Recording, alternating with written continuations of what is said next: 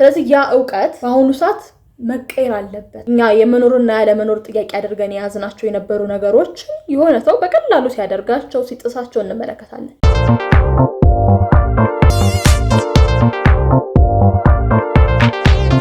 አዋቂ ወደ መሆን ስገባ እንግዳ የሆኑ ስሜቶች ይሰሙኝ ነበር። ከምንም በላይ ግን አዋቂ ስለመሆን ለምንድነው አዋቂ የሆኑ ሰዎች ይሄን ያልነገሩኝ? ምናልባትም ቢነግሩኝ ኖሮ ህይወት አሁን ካለችበት የተሻለ ቀላል ይሆን ነበር ያስባለሁ። ታዲያ በዚህ ተነስቼ ነበር የዩቲዩብ ቻናል መክፈት ያሰብኩት። ስለዚህ ከዚህ በኋላ በማቀርብላችሁ የዩቲዩብ ቪዲዮ ሲሪስ ላይ አዋቂ ስለመሆን ማንንም ያልነገረኝን ነገር ነግራችኋለሁ።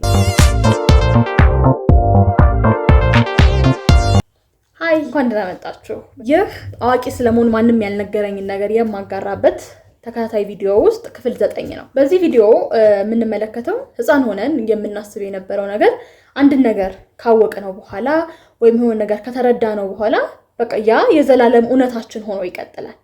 እውነት ነው ያ ልንቀይረው ልንፍቀው አንችልም። ስፔሻሊ ለምሳሌ ብዙ ጊዜ መምህሮቻችን የነገሩንን ትምህርት ቤት ሊሆን ይችላል፣ አስተማሪዎቻችን ቤት ውስጥ ደግሞ ወላጆቻችን የነገሩንና ያሳዩን ነገር ዘላለማዊ እውነት እንደሆነ አድርገን ነበር ተቀብለን የምንኖረውና ስፔሻሊ ደግሞ ከምንም ነገር በላይ ስቲል አሁንም ህፃናቶች ላይ የማየው ነገር የሆነ ነገር ለምሳሌ ትምህርት ቤት ውስጥ ተነግረው ከመጡ በኋላ ይሄን እንደዚህ አድርግ አስቀምጥ ምናምን ሲባሉ እንዴ ሚስ ብላኛለች፣ ሚስ እንደዚህ ነው ያለችው በቃ በጣም ነው የሚያምኗቸው አስተማሪዎቻቸውንና እኛ ራሱ አይ ትክክል አይደለም እንኳን ቢባሉ ቤት ከመጡ በኋላ አይ ትክክል ነው ይሄ ሚስ እንደዛ ነው ያለችኝ ምናምን ብለው ያስባሉ። እኛም ቻይልድሁድ ላይ ተነግረውን የነበሩ ብዙ እውነቶች አሉ፣ ያየናቸው የተነገሩን እውነቶች። እነዛን እውነቶች መቀየር አንችልም የሚል አስተሳሰብ ላይ የነበረን ሰዎችን የሚያሳይ ነው ወይም በደንብ እሱን የምንመለከትበት ቪዲዮ ነው። አዳልትሁድ ላይ የደረስን ስንመጣ ከባድ ይሆናል ይሄ ነገር። ምክንያቱም በጣም እኛ እውነት ነው ብለን ከያዝናቸው ነገሮች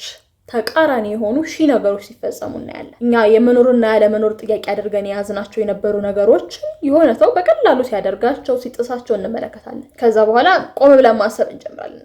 ወይ ከነዚህ ሰዎች ጋር የሆነ ሮንግ የሆነ ነገር አለ ወይ ደግሞ እኔ ጋር የሆነ ሮንግ የሆነ ነገር አለ ብለን ማሰብ እንጀምራለን ማለት ነው።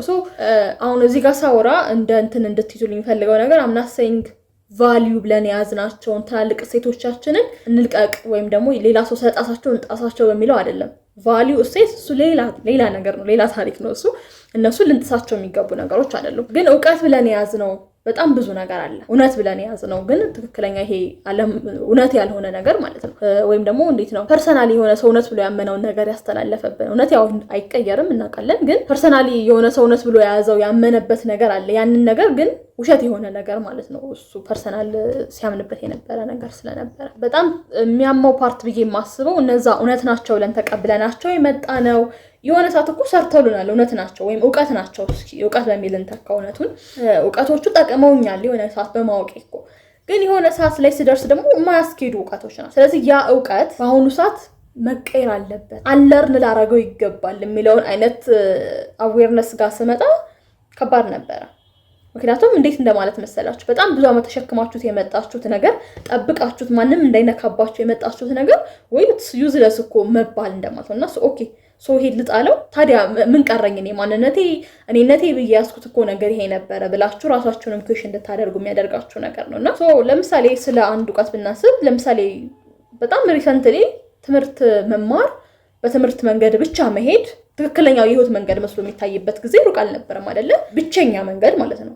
ስቲል ያው መንገድ ነው ግን ብቸኛ መንገድ አይደለም። አሁን ላይ ግን በዛ አስተሳሰብ ሆኜ ልጅ ማሳደግ አልችልም። ምክንያቱም ብቸኛ መንገድ እሱ ስላልሆነ ያንን ዕውቀት መልቀቅ አለብኝ፣ ሌላ አዲስ ዕውቀት መማር መቻል አለብኝ ማለት ነው። ነገር ግን ያ የነበረው ዕውቀት አይ እሱ ነው ይዤ የምቀጥለው እሱ ነው ትክክለኛው ዕውቀት ልቀይረው አይገባም። ምክንያቱም እሱ ማለት እኮ በጣም ስንት ዓመት 10 ዓመት 20 ዓመት ይዤ የመጣሁት ዕውቀት ነው እንዴት እለቀዋለሁኝ ካልኩኝ ግን በጣም ብዙ ፍሪክሽኖች ይኖራሉ። አዳልትሁድ ላይ ስመጣ በጣም ሲያሳስበኝ ወይም ደግሞ እንደ አዲስ ነገርም ሲሆንብኝ የነበረው ነገር የነበሩኝን ዕውቀቶች በሙሉ እመጣለሁ በአዲስ መተካት። አለርን ሲባል እንዴት ነው it's the best part of being adulthood ግን ደግሞ ሳናቀው በነበረበት ሰዓት ላይ በጣም ከባድ ነበር። ግን አለርን ማለት የነበረንን ዕውቀት በአዲስ እንደመተካት ነው። የተማርኩትን ነገር አለመማርና በአዲስ ትምህርት በአዲስ ዕውቀት መተካት እንደማለት ነው። ለምሳሌ ቅድም ባነሳሁት ኤግዛምፕል አንደኛው መንገድ እሱ ነው። ነገር ግን ሌሎች መንገዶችም አሉ የሚለው ሰው ትምህርቱን ሳይጨርስ በራሱ ይሄ ፎርማሊ በሆነ አይነት መንገድ ሳይሄድ በራሱ ማስተማር ይችላል። አስተምሮ ገንዘብ ማግኘት ይችላል። አስተምሮ ፓሽኑን ማግኘት ይችላል፣ ፐርፐዙን ማግኘት ይችላል ራሱን በማስተማር ውስጥ ማለት ነው። የግድ ፎርማል የሆነ ነገር መከተል ላይኖርበት ይችላል።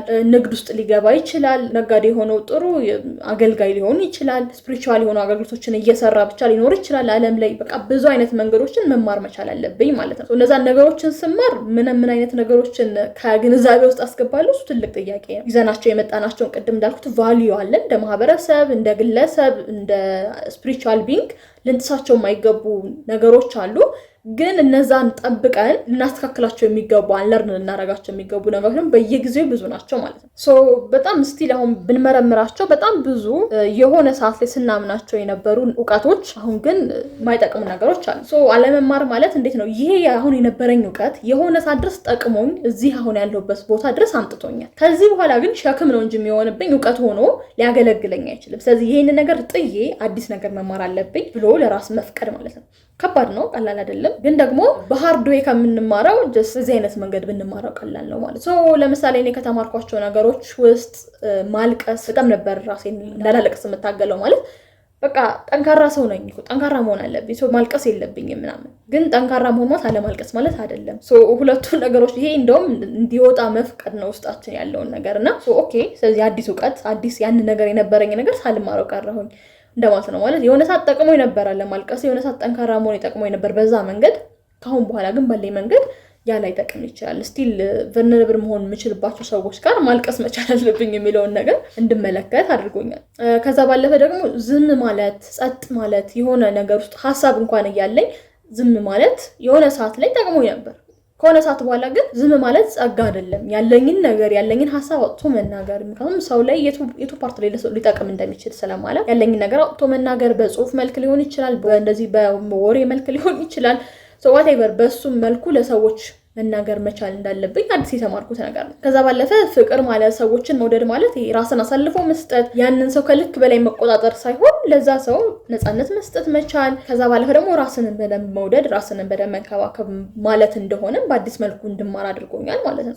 በጣም ብዙ ጊዜ በህይወት የሚያጋጥሙን ነገሮች መምረጥ አንችልም። ማወቅ ሳይኖርብን ያወቅናቸው በጣም ብዙ ነገሮች ይኖራሉ።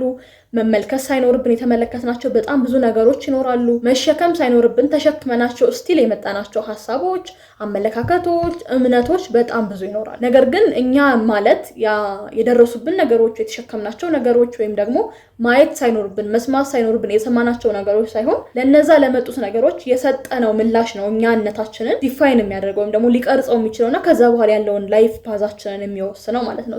አሁንም ቢሆን ይዛችሁት የመጣችሁት እምነት ምንድን ነው የሚለውን ነገር ከመመርመር ብትጀምሩ ስቲል ሰርቭ እያደረገኝ ያልሆነ የሆነ ሮንግ ነገር ነው ብዬ እያሰብኩ ያሉት ግን ስቲል በቃ እንዲያምኘዋለሁ እኮ አንዴ ተቀብየዋለሁ፣ ምን ላድርግ፣ ባላይ ጥሩ ነበረ፣ ባልመለከተው ጥሩ ነበረ፣ በዚህ አይነት ኤክስፒሪየንስ ውስጥ ባላልፍ ጥሩ ነበረ ብላችሁ እያሰባችሁ ካላችሁ ስቲል ዴር ዘ ዌይ ልትወጡበት የምትችሉት ነገር ማለት ያንን እውቀት ትታችሁ አዲስ እውቀት ለራሳችሁ አለርን ማድረግ ትችላላችሁ። አዳልትሁድ ላይ ስንመጣ አዋቂ ስለመሆን ቀድመን ብናቃቸው ብዬ ከምመኛቸው አንዱ በጣም ትልቁ ነገር ይሄ ነው። ተማርነውን ነገር አለመማር እንደምንችል የሆነ ሰው የሰጠንን አስተሳሰብ እውነት ነው ብለን ወይም ደግሞ የሰጠንን እውቀት ተሸክመን የመጣ ነው የሆነ አይነት መንገድ ድረስ አድርሶናል። ከዛ በኋላ ግን ቻው ብለን መለያየት እንደምንችል ማወቅ መቻል ትልቁ ስጦታ ነውና ቀላል አይደለም። ማወቁ በራሱ በጣም ልብ የሚሰብር ነገር ነው። ከዛ ደግሞ የራሱ ስራ ያስፈልገዋል።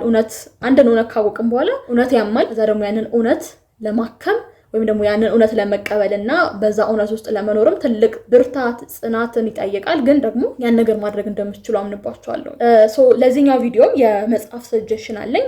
ማውንቴኒዝ የሚል መጽሐፍ 3 መጽሐፍ በደንብ ብታነቡት በዚህኛው ጆርኒ ሰፖርት ያደርጋቸዋል። በቀጣይ ቪዲዮ ደግሞ በጣም ብዙ ጊዜ እኔ ምን ላድርግ፣ ሰው ጎርቶኛል፣ ሰዎች እኔ ላይ የሆነ ነገር አድርገውብኛል፣ የሆነ ማንኛውም ነገር ውስጥ ስትገቡ ራሳችሁን እንደ ተጠቂ የምታስቡ ሰዎች ካላችሁ ለኔ ጥቅም የሆነ ነገር የተሻለ ነገር ሊደረግልኝ ይገባል፣ ምክንያቱም እኔ የተጎዳው ሰው ነኝ፣ እኔ የሆነ ነገር የደረሰብኝ ሰው ነኝ ምናምን እያላችሁ እያሰባችሁ ስቲል ዛሬ ላይ እንደተፈጠረ እየተሰማችሁ እኔ እኮ ህይወቴ እንደዚህ መሆን አልነበረበትም፣ ነገር ግን በእነሱ ምክንያት ነው እንደዚህ ሆነው ብላችሁ የተሰማችሁ ያላችሁ ሰዎች ካላችሁ ለሱም መውጫ መንገድ እንዳለው ልነግራችሁ እወዳለሁኝ። ቀጣይ ቪዲዮ ላይ እንገናኝ።